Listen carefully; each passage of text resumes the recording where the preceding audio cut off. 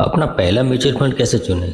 आपने डिसाइड कर लिया कि आपको म्यूचुअल फंड में इन्वेस्ट करना है, लेकिन अब आप सबसे पहले क्या करेंगे? अपने दोस्तों को पूछेंगे, जो इस फील्ड में है उनको पूछेंगे या किसी और को पूछेंगे? अगर आप सबकी राय लेते हैं तो सुनिए, अगर आप किसी के कहने पर उसकी टिप के आधार पे अपना पहला म्यूचुअल फंड खरीदते हो तो आपकी सफलता की गारंटी जीरो है। लोग आपको 1000 फंड के नाम बताएंगे, लेकिन वो आपकी ज़रूरत के हिसाब से होंगे ही नहीं। म्यूचुअल फंड चुनना दोस्तों से मूवी रिव्यू पूछने जितना आसान नहीं है, यह आपके फ्यूचर का सवाल है।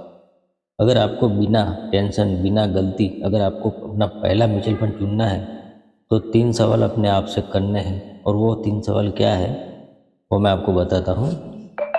गोल फिल्टर मतलब आप ये पैसा क्यों लगा रहे हैं? क्या आपका गोल 2 साल में घर का ईएमआई देना है या 15 साल तक रिटायरमेंट प्लान का है? अगर आपका गोल शॉर्ट टर्म का है तो सेफ फंड और डेप फंड में आप जा सकते हैं, वो आपके लिए बेस्ट रहेगा।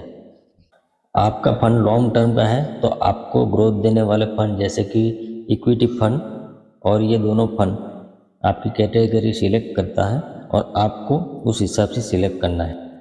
आप कितने लंबे टाइम तक अपने पैसों को छुए बिना रह सकते हैं, ये डिपेंड करता है आपके अगले इन्वेस्टमेंट के ऊपर।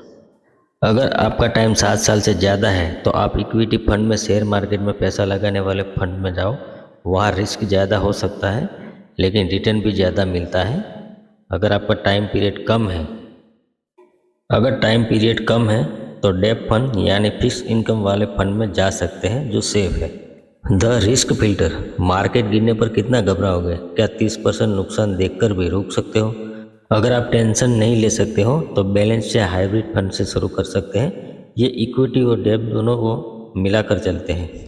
अगर आप जीरो रिस्क लेना चाहते हो तो लिक्विड फंड या एफडी में इन्वेस्ट करो। आपका पहला म्यूचुअल फंड वही होना चाहिए जो आपका टाइम प्लस गोल प्लस रिस्क को मैच कर सके। नए इन्वेस्टर के लिए बेस्ट फंड इंडेक्स फंड या लार्ज कैप फंड हो सकता है। ये ज़्यादा स्टेबल होते हैं, और आपका पहला स्टेप सही हो तो इन्वेस्टमेंट सही जगह और स्मूथ हो जाता है और आप स्मार्ट इन्वेस्ट कर सकते हैं।